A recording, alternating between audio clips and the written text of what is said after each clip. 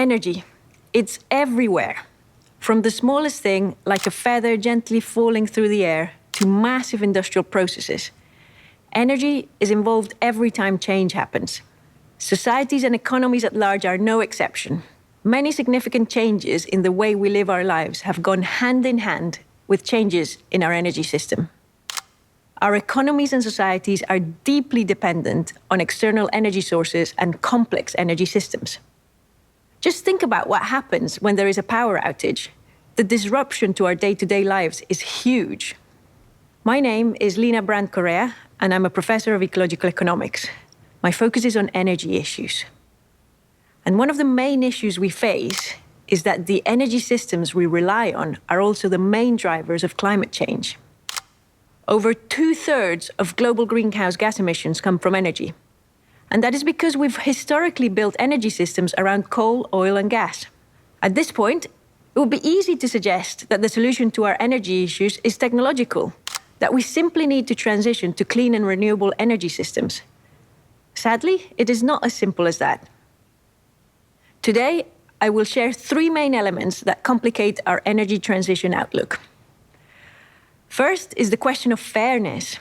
Simply put, some segments of the world's population have used and continue to use excessive energy, while others barely use enough to survive.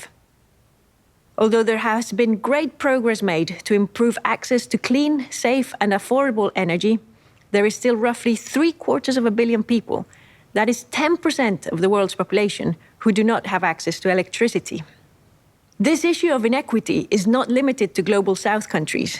In high-income countries, significant portions of the population find themselves facing energy poverty, where households cannot access or afford sufficient energy services to live a decent life. The differences between high and low energy users is startling, both between and within countries. A simple technological transition will not address concerns around fairness and historical responsibilities. Second is the pace of change. Although the growth in renewable electricity generation has been exponential, it is still not happening fast enough for the world to stay within 1.5 degrees of global warming. This is because as much as renewables are growing, our global demand for energy keeps growing too.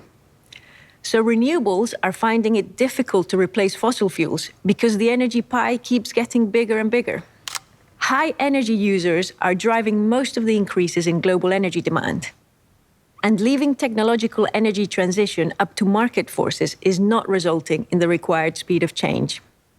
Third is the question of the link between energy and economic growth. Improvements in energy efficiency are tightly linked to increases in economic growth.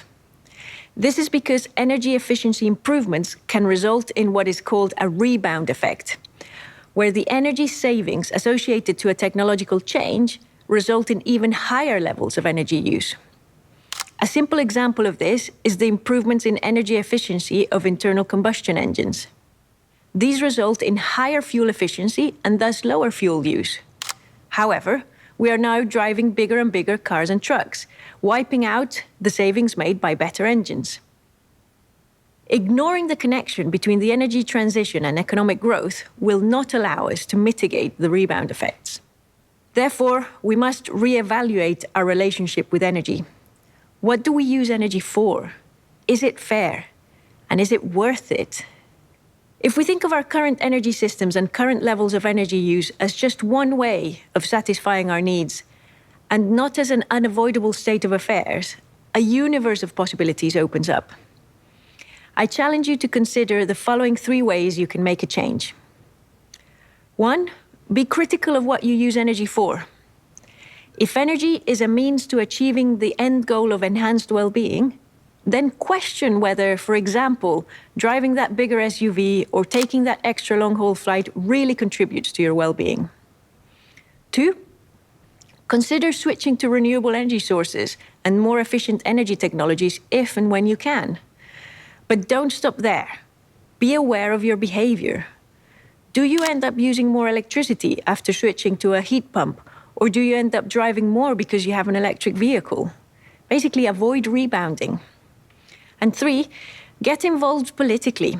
Learn how your country, region, local government, or community manages energy, and engage to demand and work for better and faster action on the energy transition. We have no choice. We must undertake an energy transition. The how is up to us.